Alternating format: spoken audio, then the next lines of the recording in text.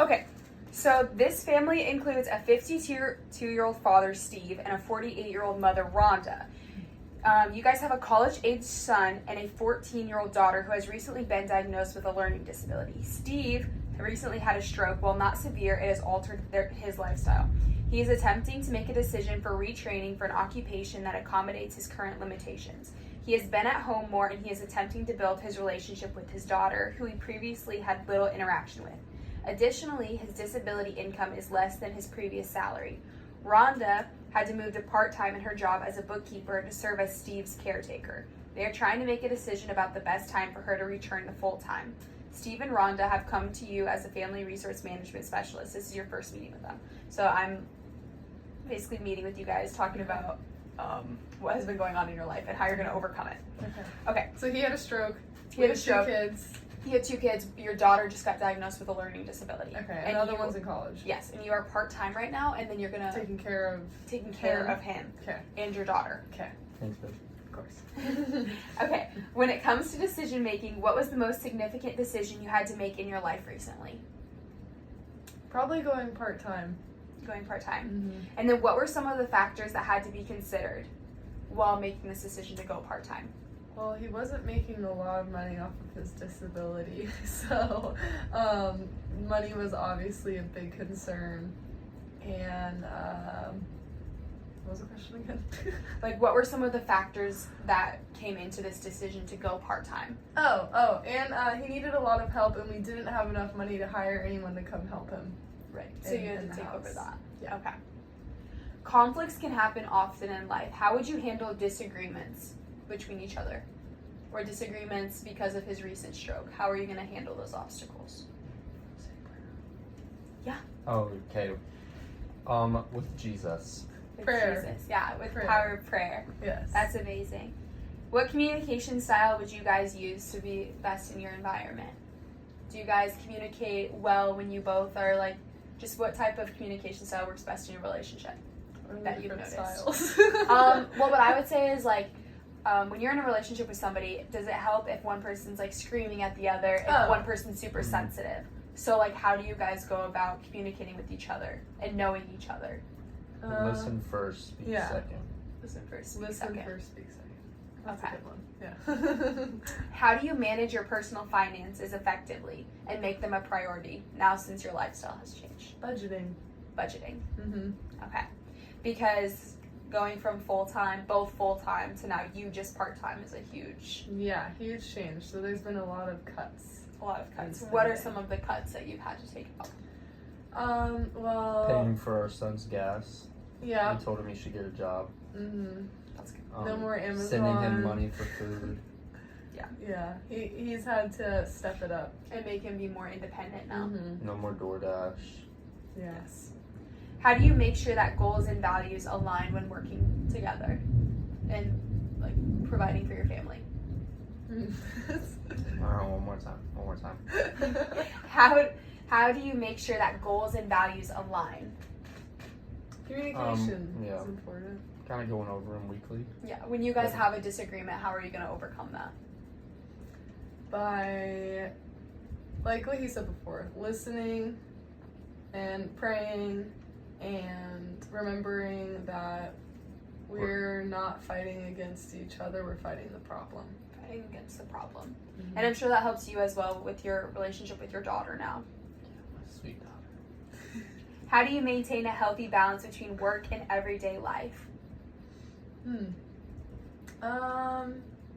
Well, when I'm not working, I try to turn it off and not bring my work into everyday life and just focus on my family and also make time for myself as well. Yes. But now, since you're only working part-time, Yes. how has that affected? Are you feeling like you're stuck at home in a way and like you are drained from having to take care of your husband Yeah, now? because it's like I'm working at home too. Yes. Because I'm having to go to work, and then when I come home, I have to work to take care of him and her. Yeah, so it's So- becoming like you're working 2 full-time jobs. Yeah. So it's a little draining. I'm sorry. It's okay. How did you go about reaching one of your most recent goals in life, and what did you learn from this process? Reaching one of my most recent goals. So like your most upcoming recent goal is going to be to move back to full-time working. Oh, So okay. how are you going to make it to How that? am I going to do that? Probably more saving money so that we can afford caretakers as needed, or maybe getting our daughter in a certain program at school. I don't know, there's a lot of things to think about, but I don't know, we're gonna have to talk about that. You have to figure that out. What values guide your guys' decisions in a family? What are your values? core? Yeah, what are your core values in your family? Faith. Faith. And what is your faith? We are Christians and we love Jesus and we align with biblical values. And then how does your faith influence other interactions and work in everyday life with other people that you see in society? We try to love others the way Jesus loves them. So, and really in every situation. So in every situation we believe that we're supposed to treat others the way Jesus would. You have anything?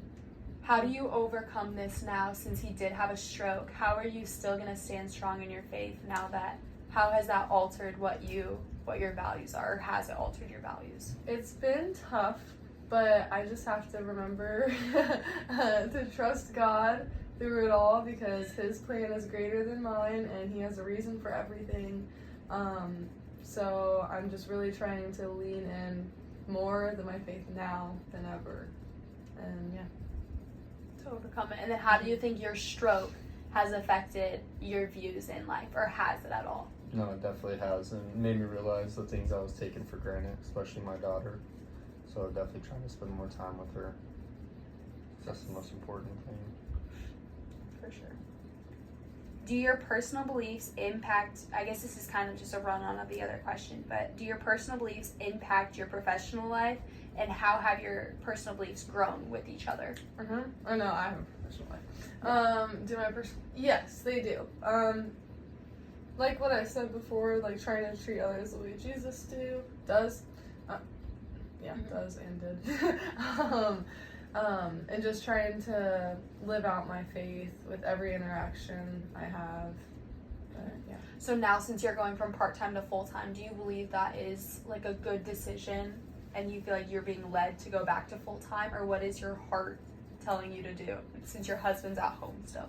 For right now, I think it's a good time. But I do think eventually, once he's better and once we get our feet, below us, was that the saying?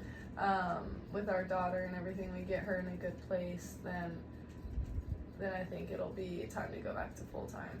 Yeah, for sure. How has cultural background shaped approaches within your family? So like where you choose to live at and work at, how has that shaped just your background as a family? What's my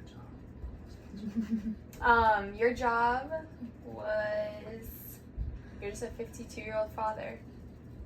So whatever you want. I was in construction, and construction is hard work all the time, and instead of coming home and stop working hard, I need to, once I get back into working, I need to work hard at work and come home and not work hard, but be able to be there for my kid and be able to not be lazy. Yeah.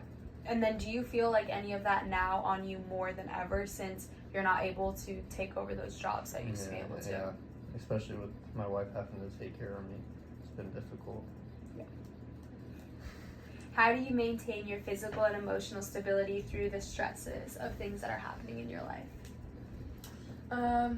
Again, just through my faith, I'd say. Obviously it's not always easy, but through prayer and my church family, they really helped me out as well. You? Same thing. Do you try and convey your beliefs and your morals on your children? Yes. 100%. Yes, It's the 100%. most important thing. Yeah, so having your child have learning disabilities, how do you think that this is going to alter her later in life?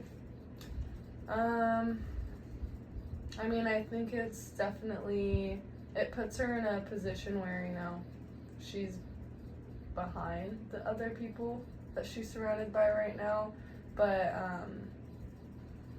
you know, we're going to get her the help she needs, and eventually I think it'll honestly just be a great testimony. It will be a great testimony. Well, thank you, Steve and Rhonda, so much. Thank you. Thank you.